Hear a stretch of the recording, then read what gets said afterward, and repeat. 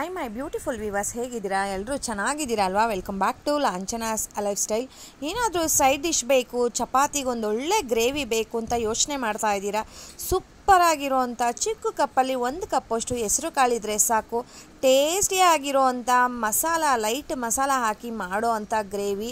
ಇದ್ರ ಮುಂದೆ ಯಾವ ಡಾಬಾ ಸ್ಟೈಲ್ ಹೋಟೆಲ್ದು ಕೂಡ ರುಚಿ ಬರೋಲ್ಲ, ಅಷ್ಟು ಚೆನ್ನಾಗಿರುತ್ತೆ.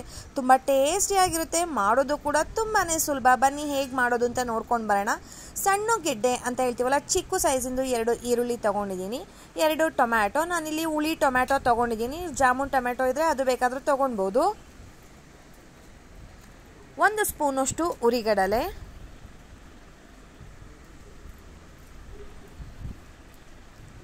2 ಸ್ಪೂನು ಧನಿಯಾ ಪುಡಿ, 1 ಸ್ಪೂನಷ್ಟು ಅಚ್ಚಕಾರದ ಪುಡಿ. ನೀವು ಖಾರ ತಿಂತೀವಿ ಅನ್ನೋ ಆಗಿದೆ ಇನ್ನೂ ಒಂದು ಅರ್ಧ ಸ್ಪೂನ್ ಜಾಸ್ತಿ ಹಾಕ್ಕೊಳ್ಬೋದು. 1 ಸ್ಪೂನಷ್ಟು ಗರಂ ಮಸಾಲ, 1 ಸ್ಪೂನ್ ಶುಂಠಿ ಬೆಳ್ಳುಳ್ಳಿ ಪೇಸ್ಟ್. ಹಸಿ ಕಾಯಿನ ಈ ಥರ ಪುಡಿ ಮಾಡಿ ತೊಗೊಂಡಿದ್ದೀನಿ, ತುರ್ದು ಹಾಕೋದು ಅಂತ ಹೇಳ್ತೀವಲ್ವ ಆ ರೀತಿಯಾಗಿ. 2 ರಿಂದ 3 ಸ್ಪೂನಷ್ಟು. ನಿಮಗೆ ಗ್ರೇವಿ ಗಟ್ಟಿಯಾಗಿ ಬೇಕು, ಜಾಸ್ತಿ ಬೇಕು ಅಂದರೆ ಕಾಯಿನ ಸ್ವಲ್ಪ ಜಾಸ್ತಿ ಮಾಡ್ಕೊಳ್ಬೋದು, ಅಷ್ಟೇ, ಇನ್ನೇನೂ ಇಲ್ಲ. ಇಷ್ಟನ್ನು ಫೈನ್ ಪೇಸ್ಟು ಮಾಡ್ಕೊಂಡು ಬರೋಣ. ಸ್ವಲ್ಪ ನೀರನ್ನು ಸೇರಿಸ್ಕೊಳ್ಬೋದು. ನೋಡಿ, ಈ ರೀತಿಯಾಗಿ ಫೈನ್ ಪೇಸ್ಟ್ ಮಾಡಬೇಕು. ಬನ್ನಿ ಹೇಗೆ ಮಾಡೋದು ಅಂತ ನೋಡೋಣ. ನಾನಿಲ್ಲೊಂದು ಕುಕ್ಕರ್ ತೊಗೊಂಡಿದ್ದೀನಿ, ಅದಕ್ಕೆ ಸುಮಾರು ಒಂದು 7 ರಿಂದ 8 ಸ್ಪೂನಷ್ಟು ಎಣ್ಣೆ ಹಾಕೋತಾ ಇದ್ದೀನಿ.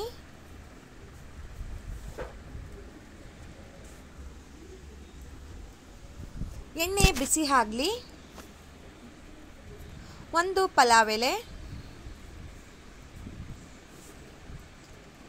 ಸ್ವಲ್ಪ ಸಾಸಿವೆ. ಈ ರೀತಿಯಾಗಿ ನೀವು ಟ್ರೈ ಮಾಡಿ ಸ್ನೇಹಿತರೆ. ನೆಕ್ಸ್ಟ್ ಟೈಮ್ ಇದೇ ಥರ ಮಾಡಬೇಕು ಅಂತ ನಿಮ್ಗೆ ಆಸೆ ಆಗುತ್ತೆ, ಅಷ್ಟು ರುಚಿಯಾಗಿ ಇರುತ್ತೆ. ಅರ್ಧ ಸ್ಪೂನಷ್ಟು ಸೋಂಪು, ಪುದೀನ ಮತ್ತು ಕೊತ್ತಂಬರಿಯನ್ನು ಚೆನ್ನಾಗಿ ಕ್ಲೀನ್ ಮಾಡಿಕೊಂಡು ಫೈನ್ ಚಾಪ್ ಮಾಡಿ ಹಾಕೋತಾ ಇದ್ದೀನಿ. ಪುದೀನ ಮತ್ತು ಕೊತ್ತಂಬರಿ ಸೊಪ್ಪನ್ನು ಒಗ್ಗರಣೆಗೆ ಹಾಕೋದ್ರಿಂದ ಒಂದು ಫ್ಲೇವರ್ ತುಂಬ ಚೆನ್ನಾಗಿ ಬರುತ್ತೆ. ಅದು ಸ್ವಲ್ಪ ಎಣ್ಣೆಯಲ್ಲಿ ಫ್ರೈ ಆಗಲಿ. ಇದಾದಮೇಲೆ ನಾನು ಬೆಳಗ್ಗೆ ತಿಂಡಿಗೆ ಗ್ರೇವಿ ಮಾಡ್ತಾ ಇರೋದ್ರಿಂದ ನೈಟು ಹೆಸರು ಕಾಳನ್ನು ನೆನೆಸಿದೆ ಅಷ್ಟೇ ಸ್ನೇಹಿತರೆ. ನೀವು ಸಂಜೆ ಮಾಡ್ತೀನಿ ಅಂತ ಅನ್ನೋ ಹಾಗಿದ್ರೆ ನೀವು ಬೆಳಗ್ಗೆ ನೆನೆಸ್ಬೋದು. ಚಿಕ್ಕ ಗ್ಲಾಸಲ್ಲಿ 1 ಗ್ಲಾಸಷ್ಟು, ಸುಮಾರು ಒಂದು 50 ಗ್ರಾಮಷ್ಟು ತೊಗೊಂಡಿದ್ದೀನಿ. ಅದನ್ನು ಕೂಡ ಹಾಕಿ ಸ್ವಲ್ಪ ಒಂದು 3 ರಿಂದ 4 ನಿಮಿಷ ಫ್ರೈ ಮಾಡೋಣ. ಜೊತೆಗೆ ಉಪ್ಪನ್ನು ಕೂಡ ಸೇರಿಸ್ತಾ ಇದ್ದೀನಿ. ಇದು ಒಂದು 4 ರಿಂದ 5 ನಿಮಿಷ ಫ್ರೈ ಆದಮೇಲೆ ನಾವು ರುಬ್ಬಿಟ್ಕೊಂಡಿರೋ ಅಂಥ ಮಸಾಲಾನ ಆ್ಯಡ್ ಮಾಡೋಣ. ಆ ಮಸಾಲೆನಲ್ಲಿ ಚೆನ್ನಾಗಿ ಹೆಸರು ಕಾಳು ಒಂದು ಕುದಿ ಬರಬೇಕು. ಆವಾಗ ಉಪ್ಪು ಖಾರ ಮಸಾಲೆನೆಲ್ಲ ಚೆನ್ನಾಗಿ ಅಬ್ಸರ್ವ್ ಮಾಡ್ಕೊಂಡಿರುತ್ತೆ. ನೋಡಿ, ನಾನು ಇನ್ನೂ ಇದಕ್ಕೆ ನೀರೇನು ಮಿಕ್ಸ್ ಮಾಡಿಲ್ಲ, ಗಟ್ಟಿಯಾಗಿ ನಾನು ಏನು ರುಬ್ಕೊಂಡಿದ್ದೆ ಅದನ್ನು ಮಾತ್ರ ಹಾಕಿದ್ದೀನಿ. ಒಂದು ಕುದಿ ಬರಲಿ. ನೋಡಿ, ಬರೋದಕ್ಕೆ ಶುರುವಾಗಿದೆ. ಈ ಟೈಮ್ನಲ್ಲಿ ನಾವು ಕನ್ಸಿಸ್ಟೆನ್ಸಿ ನೋಡಿಕೊಂಡು ನೀರು ಎಷ್ಟು ಬೇಕು ಅಷ್ಟನ್ನು ನಾವು ಮಿಕ್ಸ್ ಮಾಡ್ಕೊಳ್ಬೋದು. ಹೆಸರು ಕಾಳು ಹಾಕಿರೋದ್ರಿಂದ ಇದು ಗಟ್ಟಿ ಬರುತ್ತೆ, ಮತ್ತು ಹುರಿಗಡಲೆ ಹಾಕಿರೋದ್ರಿಂದ ಅದು ಕೂಡ ಗಟ್ಟಿ ಆಗುತ್ತೆ. ನೋಡಿಕೊಂಡು ಕನ್ಸಿಸ್ಟೆನ್ಸಿನ ನೀವು ನೀರನ್ನು ಮಿಕ್ಸ್ ಮಾಡ್ಕೊಳ್ಬೋದು. ನೀವು ಅನ್ನಕ್ಕೆ, ಚಪಾತಿಗೆ, ದೋಸೆಗೆ, ಪೂರಿಗೆ, ರೊಟ್ಟಿಗೆ ತುಂಬ ಚೆನ್ನಾಗಿರುತ್ತೆ. ನಾನು ಸ್ವಲ್ಪ ತೆಳುವಾಗಿಯೇ ಕೂಡಿಸ್ಕೊಂಡು ನಾನು ಮಾಡ್ತಾಯಿದ್ದು ಚಪಾತಿಗೆ ಮಾಡ್ತಾಯಿದ್ದೆ. ಲಿಡ್ಡನ್ನು ಕ್ಲೋಸ್ ಮಾಡಿ 1 ವಿಷಲ್ ಒಡಿಸ್ಕೊಳ್ಳೋಣ. ಈಗ ಪ್ರೆಷರ್ ಬಿಟ್ಟಿದೆ. ವಾವ್, ನೋಡ್ತಾ ಇರ್ಬೋದು ಎಷ್ಟು ಚೆನ್ನಾಗಾಗಿದೆ ಅಂತ. ನೋಡೋದಕ್ಕೆ ಇಷ್ಟು ಚೆನ್ನಾಗಿ ಕಾಣ್ತಾ ಇದೆ, ಇನ್ನು ರುಚಿ ಹೇಗಾಗಿರಬೇಡ ಅಲ್ವಾ? ತುಂಬ ಅಂದರೆ ತುಂಬ ಚೆನ್ನಾಗಾಗಿತ್ತು. ಮತ್ತು ಈಸಿ ಕೂಡ, ಕಡಿಮೆ ಇಂಗ್ರೀಡಿಯೆಂಟ್ಸಲ್ಲಿ ಸೂಪರಾಗಿ ಮಾಡ್ಬೋದು. ಯಾರಾದರೂ ಬಿಗಿನರ್ಸ್ ಇದ್ದಾರೆ, ನನಗೆ ಅಷ್ಟು ಸೈಡ್ ಡಿಶ್ಶು ಗ್ರೇವಿಗಳು ಮಾಡೋಕ್ಕೆ ಬರಲ್ಲ ಅಂತ ಅನ್ನೋ ಹಾಗಿದ್ರೆ ಈ ಒಂದು ರೆಸಿಪಿಯನ್ನು ಟ್ರೈ ಮಾಡ್ಬೋದು. ತುಂಬ ಚೆನ್ನಾಗಿ ಬಂದಿತ್ತು. ಚಪಾತಿ, ರೊಟ್ಟಿ, ಪೂರಿಗಂತೂ ಸಖತ್ ಟೇಸ್ಟ್ ಆಗಿರುತ್ತೆ. ಅನ್ನಕ್ಕೂ ಕೂಡ ಅಷ್ಟೇ. ಬಿಸಿ ಅನ್ನ ಜೊತೆ ಈ ಒಂದು ಗ್ರೇವಿ ಹಾಕ್ಕೊಂಡು ತಿಂತಾಯಿದ್ರೆ ಆಹಾ, ಏನು ಮಜಾ ಅಂತೀರಾ, ಅಷ್ಟು ಚೆನ್ನಾಗಿರುತ್ತೆ.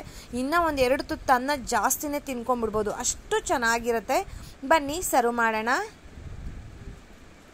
ಯಾರೆಲ್ಲ ನನ್ನ ಚಾನಲನ್ನು ಸಬ್ಸ್ಕ್ರೈಬ್ ಮಾಡ್ಕೊಂಡಿಲ್ಲ, ಸಬ್ಸ್ಕ್ರೈಬ್ ಮಾಡ್ಕೊಳ್ಳಿ, ಲೈಕ್ ಮಾಡಿ, ಶೇರ್ ಮಾಡಿ, ಕಮೆಂಟ್ ಮಾಡೋದನ್ನು ಮಾತ್ರ ಮರಿಬೇಡಿ. ಈ ವಿಡಿಯೋ ನೋಡಿರೋರು ಗ್ರೇವಿನ ಮಿಸ್ ಮಾಡದೆ ಟ್ರೈ ಮಾಡಿರೋರು ನನಗೆ ಕಮೆಂಟ್ ಮಾಡಿ. ಹೋಗ್ಬರ್ಲಾ? ಬಾಯ್ ಸ್ನೇಹಿತರೆ. ಮೈ ಬ್ಯೂಟಿಫುಲ್ ವಿವಾಸ್, ಹೇಗಿದ್ದೀರಾ? ಎಲ್ಲರೂ ಚೆನ್ನಾಗಿದ್ದೀರಾ ಅಲ್ವಾ? Welcome back to Lanchana's lifestyle. ಬೆಳಗ್ಗೆ ಟೈಮ್ನಲ್ಲಿ ಏನು ತಿಂಡಿ ಮಾಡೋದು ಅಂತ ಅಂದ್ಬಿಟ್ಟು ತುಂಬಾ ತಲೆ ಕೆಡಿಸ್ಕೊತಾ ಇರ್ತೀವಿ. ಒಂದಿನ ಮಾಡಿದ್ದು ಒಂದಿನ ಮಾಡೋದಕ್ಕಾಗೋದಿಲ್ಲ. ಏನು ಮಾಡಬೇಕು ಮನೇಲಿ ಎಲ್ರಿಗೂ ಕೂಡ ತುಂಬ ಇಷ್ಟ ಆಗಬೇಕು ಮತ್ತು ನಮಗೂ ಕೂಡ ತುಂಬ ಈಸಿಯಾಗಿರಬೇಕು ಅಂತ ಆ ರೆಸಿಪಿಯನ್ನು ತೊಗೊಂಡು ಬಂದಿದ್ದೀನಿ. ತುಂಬ ಈಸಿ, ತುಂಬ ಹೆಲ್ದಿ ಮತ್ತು ಬೇಗ ಕೂಡ ಆಗಿಬಿಡುತ್ತೆ. ಟೇಸ್ಟು ಕೂಡ ಅಷ್ಟೇ ತುಂಬ ಚೆನ್ನಾಗಿರುತ್ತೆ. ಮಕ್ಕಳಿಗಂತೂ ಈ ಥರ ಮಾಡಿಕೊಟ್ಬಿಟ್ರಂತೂ ತುಂಬ ಇಷ್ಟಪಟ್ಟು ತಿಂತಾರೆ, ಅಷ್ಟು ರುಚಿಯಾಗಿರುತ್ತೆ. ಇದು ಸಿಂಪಲಾಗಿ ಹೇಗೆ ಮಾಡೋದು ಅಂತ ನೋಡ್ಕೊಂಡು ಬರೋಣ. ಮೈದಾ ಇನ್ಸ್ಟೆಂಟ್ ದೋಸೆ ಸಾಫ್ಟಾಗಿರುತ್ತೆ, ಲೈಟಾಗಿ ಕ್ರಿಸ್ಪ್ ಇರುತ್ತೆ, ತುಂಬ ಟೇಸ್ಟಿಯಾಗಿರುತ್ತೆ. ಇದಕ್ಕೆ ಸೈಡ್ ಡಿಶ್ ಅಂತ ಏನೂ ಬೇಡ, ಚಟ್ನಿನೂ ಬೇಡ, ಅಷ್ಟು ರುಚಿಯಾಗಿರುತ್ತೆ. ಕೆಲವೊಬ್ಬರಿಗೆ ಏನಾದರೂ ಇರಲೇಬೇಕು ಚಟ್ನಿ ಅಥವಾ ಗ್ರೇವಿ. ಸೊ ಆ ರೀತಿಯಾಗಿ ನಾನಿಲ್ಲಿ ಗ್ರೀನ್ ಚಟ್ನಿ ಮಾಡಿದ್ದೆ. ಅದಕ್ಕೂ ಚೆನ್ನಾಗಿತ್ತು, ಟೇಸ್ಟು ತುಂಬ ಚೆನ್ನಾಗಿತ್ತು. ಬಟ್ ಹಾಗೆ ತಿನ್ನೋದಕ್ಕೆ ಇನ್ನೂ ಚೆನ್ನಾಗಿತ್ತು. ಸೈಡಲ್ಲೆಲ್ಲ ಕ್ರಿಸ್ಪ್ ಇತ್ತು ಮತ್ತು ಮಧ್ಯಭಾಗದಲ್ಲೆಲ್ಲ ಸಾಫ್ಟ್ ಆಗಿತ್ತು. ತುಂಬ ಅಂದರೆ ತುಂಬ ಚೆನ್ನಾಗಿತ್ತು. ರುಚಿ ಕೂಡ ಅಷ್ಟೇ ತುಂಬ ಚೆನ್ನಾಗಿತ್ತು. ಈಸಿಯಾಗಿ ಮೈದಾ ಇನ್ಸ್ಟೆಂಟ್ ದೋಸಾನ ಹೇಗೆ ಮಾಡೋದು ಬನ್ನಿ ನೋಡ್ಕೊಂಡು ಬರೋಣ. ನಾನಿಲ್ಲಿ 1 ಬೌಲಷ್ಟು ಮೈದಾ ಹಿಟ್ಟನ್ನು ತೊಗೊಂಡಿದ್ದೀನಿ. ಇದು ಸುಮಾರು ಒಂದು 100 ಗ್ರಾಮ್ಗಿಂತ ಜಾಸ್ತಿ ಬರುತ್ತೆ. ಫೈನ್ ಚಾಪ್ ಮಾಡಿರೋ ಅಂಥ ಹಸಿಮೆಣಸಿನ್ಕಾಯಿ, 1 ಹಸಿಮೆಣಸನ್ನು ತೊಗೊಂಡಿದ್ದೀನಿ. ಸ್ವಲ್ಪ ಜಾಸ್ತಿ ಕೊತ್ತಂಬರಿ ಸೊಪ್ಪನ್ನು ಅದನ್ನು ಕೂಡ ಫೈನ್ ಚಾಪ್ ಮಾಡ್ಕೊಂಡಿದ್ದೀನಿ. 1 ಕ್ಯಾರೆಟ್ ತೊಗೊಂಡಿದ್ದೀನಿ, ಗ್ರೇಟ್ ಮಾಡಿ ಇಟ್ಕೊಂಡಿರೋ ಅಂಥದ್ದು. 5 ರಿಂದ 6 ಎಲೆ ಕರಿಬೇವಿನ ಸೊಪ್ಪು, ಮೀಡಿಯಮ್ ಸೈಜಿಂದು 1 ಈರುಳ್ಳಿಯನ್ನು ಫೈನ್ ಚಾಪ್ ಮಾಡ್ಕೊಂಡಿದ್ದೀನಿ. ಇದೆಲ್ಲ ಹಾಕೋದ್ರಿಂದ ರುಚಿ ಜಾಸ್ತಿ ಆಗಿರುತ್ತೆ ಸ್ನೇಹಿತರೆ, ತುಂಬ ಚೆನ್ನಾಗಾಗತ್ತೆ. ರುಚಿಗೆ ಉಪ್ಪು,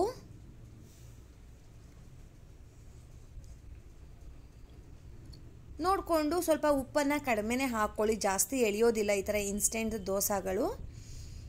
ಇದಕ್ಕೆ ಸ್ವಲ್ಪನೇ ನೀರನ್ನು ಮಿಕ್ಸ್ ಮಾಡಿಕೊಂಡು ಒಂದು ಕೂಡ ಗಂಟು ಇಲ್ದಲೇ ಇರೋ ಥರ ಕಲಿಸ್ಕೊಳ್ಳೋಣ. ಮೈದಾ ಹಿಟ್ಟು ಆಗಿರೋದ್ರಿಂದ ಸ್ವಲ್ಪ ಗಂಟು ಬರುತ್ತೆ, ಅದು ಬರ್ದಲೇ ಇರೋ ಥರ ಕಲಿಸ್ಕೊಳ್ಳೋಣ. ತುಂಬ ಈಸಿಯಾಗಿ ಆಗಿಬಿಡುತ್ತೆ. ಇನ್ಸ್ಟೆಂಟಾಗಿ ಏನು ಪ್ರಿಪ್ರೇಷನ್ನೇ ಬೇಡ. ಇವಾಗ ಮಾಡಬೇಕು, ದಿಢೀರಂತ ಮಾಡಬೇಕು ಅಂತ ಅಂದರೂ ಕೂಡ ಬೇಗನೆ ರೆಡಿ ಮಾಡ್ಕೊಂಡ್ಬಿಡ್ಬೋದು. ಅಷ್ಟು ಈಸಿಯಾಗಿ ಆಗಿಬಿಡುತ್ತೆ ಮೈದಾ ದೋಸೆ.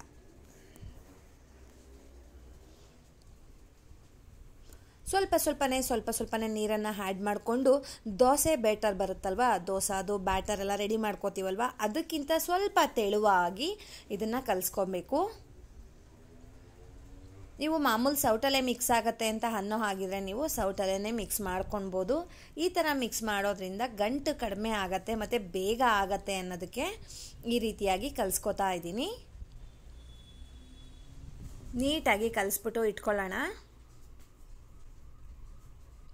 ಸ್ವಲ್ಪ 1 2 ರಿಂದ 3 ನಿಮಿಷ ತೊಗೊಳುತ್ತೆ ಕಲಿಸೋದಕ್ಕೆ, ಅಷ್ಟೇ, ಇನ್ನೇನು ಜಾಸ್ತಿ ಟೈಮ್ ತೊಗೊಳ್ಳೋದಿಲ್ಲ. ಈ ಒಂದು ಕನ್ಸಿಸ್ಟೆನ್ಸಿನಲ್ಲಿ ಇದ್ದರೆ ಸಾಕು. ಒಂದು ವೇಳೆ ಏನಾದರೂ ಒಂದು ದೋಸೆ ಹಾಕಿ ನೋಡಿ ದಪ್ಪ ಬಂತು ಅಂತ ಏನಾದರೂ ಹೇಳಿದ್ರೆ ಸ್ವಲ್ಪ ನೀರನ್ನು ಆ್ಯಡ್ ಮಾಡಿಕೊಂಡ್ರೆ ಆಯಿತು. ಇದಕ್ಕಿಂತ ಸ್ವಲ್ಪ ತೆಳುವಾಗಿ ಮಾಡಿಕೊಂಡ್ರೂ ಓಕೆ. ಇಲ್ಲಿ ತವ ಬಿಸಿ ಆಗಿದೆ, ಬಿಸಿ ಆಗಿರೋಂಥ ತವ ಮೇಲೇ ಹಾಕಬೇಕು. ಜಸ್ಟ್ ಇದನ್ನು ತಿದ್ದೋದು ಬೇಡ, ಬರೆಯೋದು ಬೇಡ, ಏನು ಬೇಡ ಸ್ನೇಹಿತರೆ. ನಾವು ನೀರು ದೋಸೆ ಎಲ್ಲ ಹಾಕ್ತೀವಲ್ವ ಇನ್ಸ್ಟೆಂಟಾಗಿ, ಸೊ ಅದೇ ರೀತಿಯಾಗಿ ಇದನ್ನು ಈ ಥರ ಹಿಂಗೆ ತವ ಪೂರ್ತಿ ನೀವು ಹಾಕ್ಬೋದು. ಅಷ್ಟು ಚೆನ್ನಾಗಿ ಬರುತ್ತೆ, ಎಲ್ಲೂ ಕೂಡ ಅದು ಕಿತ್ತೋಗೋದಿಲ್ಲ ದೋಸೆ, ತುಂಬ ಚೆನ್ನಾಗಿ ಈಸಿಯಾಗಿ ಹೇಳುತ್ತೆ. ಇದ್ರ ಮೇಲೆ ತುಪ್ಪ ಅಥವಾ ಎಣ್ಣೆಯನ್ನು ಹಾಕೋಣ. ನಾನಿಲ್ಲಿ ಎಣ್ಣೆ ಹಾಕ್ತಾ ಇದ್ದೀನಿ ನೋಡಿ, 1-2 ಸ್ಪೂನಷ್ಟು ಎಣ್ಣೆ ಹಾಕಿದ್ದೀನಿ. ನೀವು ಇಲ್ಲ ಡಯಟಲ್ಲಿ ಇದ್ದೀನಿ ಅಂದರೆ ನೀವು ವಿತೌಟ್ ಆಯಿಲ್ ಕೂಡ ನೀವು ಇದನ್ನು ಮಾಡ್ಕೊಳ್ಬೋದು. ಲಿಡ್ಡನ್ನು ಕ್ಲೋಸ್ ಮಾಡಿದ್ರೆ ಸ್ವಲ್ಪ ಬೇಗ ಬೇಯುತ್ತೆ ಅನ್ನೋದಕ್ಕೋಸ್ಕರ ಲಿಡ್ ಕ್ಲೋಸ್ ಮಾಡ್ತಾ ಇದ್ದೀನಿ. ಪರವಾಗಿಲ್ಲ, ಓಪನ್ ಆಗಿನೇ ಬೇಯಲಿ ಅಂದರೆ ಜಸ್ಟ್ ಎಕ್ಸ್ಟ್ರಾ 10-20 ಸೆಕೆಂಡು ಜಾಸ್ತಿ ತೊಗೊಳುತ್ತೆ ಅಷ್ಟೇ. ನೋಡಿ, ಲಿಡ್ ಕ್ಲೋಸ್ ಮಾಡಿ ಬೆಂದಮೇಲೆ ತೆಗೆದಿದ್ದೀನಿ. ನೀವೇ ನೋಡ್ತಾ ಇದ್ದೀರಾ ಎಷ್ಟು ಚೆನ್ನಾಗಿ ಬಂದಿದೆ ಅಂತ. ತುಂಬ ಅಂದರೆ ತುಂಬ ಚೆನ್ನಾಗಿ ಬಂದಿತ್ತು ಸ್ನೇಹಿತರೆ, ಎಲ್ಲೂ ಕೂಡ ಒಂದು ಡ್ಯಾಮೇಜ್ ಆಗಲಿಲ್ಲ. ರುಚಿ ಕೂಡ ಅಷ್ಟೇ ತುಂಬ ಚೆನ್ನಾಗಿತ್ತು. ಇನ್ಸ್ಟೆಂಟ್ ರೆಸಿಪಿಗಳು ಅಂತ ಅಂದರೆ ಈ ರೀತಿಯಾಗಿರಬೇಕು, ತಕ್ಷಣ ಮಾಡ್ಕೊಂಡು ತಕ್ಷಣ ತಿನ್ನಬೇಕು. ನೋಡಿ, ಈಸಿಯಾಗಿ ಹೇಳ್ತು. ಅದನ್ನು ಇನ್ನೊಂದು ಕಡೆ ಬೇಯಿಸ್ತಾ ಇದ್ದೀನಿ. ಮೈದಾ ಹಿಟ್ಟು ಆಗಿರೋದ್ರಿಂದ 2 ಕಡೆಗೂ ಬೇಯಲಿ ಅಂತ ಅಂದ್ಬಿಟ್ಟು ಅಷ್ಟೇ. ನೋಡಿ, ಅದು ಕೂಡ ರೆಡಿ ಆಗಿದೆ. ನಾನು ಇದನ್ನು ಗ್ರೀನ್ ಚಟ್ನಿ ಮಾಡಿದ್ದೆ. ಸೊ ಗ್ರೀನ್ ಚಟ್ನಿ ಜೊತೆ ಸರ್ವ್ ಮಾಡಿದ್ದೆ. ತುಂಬ ಅಂದರೆ ತುಂಬ ಚೆನ್ನಾಗಿ ಬಂದಿತ್ತು, ತೆಳುವಾಗಿ ರುಚಿಯಾಗಿ ಇತ್ತು ಸ್ನೇಹಿತರೆ. ಈ ರೀತಿಯಾಗಿ ಒಂದು ಸಲ ನೀವು ಟ್ರೈ ಮಾಡಿ. ನೆಕ್ಸ್ಟ್ ಟೈಮ್ ಈ ರೀತಿಯಾಗಿರೋವಂಥ ಇನ್ಸ್ಟೆಂಟ್ ಮೈದಾ ದೋಸೆನ ಟ್ರೈ ಮಾಡ್ತೀರಾ, ಡೆಫಿನೆಟಾಗಿ ಹೇಳ್ತೀನಿ, ಶೋರಾಗಿ ಹೇಳ್ತೀನಿ. ನಿಮ್ಮೆಲ್ಲರಿಗೂ ಕೂಡ ಈ ಒಂದು ರೆಸಿಪಿ ಇಷ್ಟ ಆಯಿತು ಅಂತ ಅಂದ್ಕೊಳ್ತಾ ಇದ್ದೀನಿ. ಇಷ್ಟ ಆಗಿದರೆ ನೀವೇನು ಮಾಡಬೇಕು, ಲೈಕ್ ಮಾಡಬೇಕು, ಶೇರ್ ಮಾಡಬೇಕು, ಕಮೆಂಟ್ ಮಾಡಬೇಕು. ಮಿಸ್ ಮಾಡದೆ ರೆಸಿಪಿಯನ್ನು ಟ್ರೈ ಮಾಡಿ. ಹೋಗಿ ಬರಲಾ? ಬಾಯ್ ಸ್ನೇಹಿತರೆ.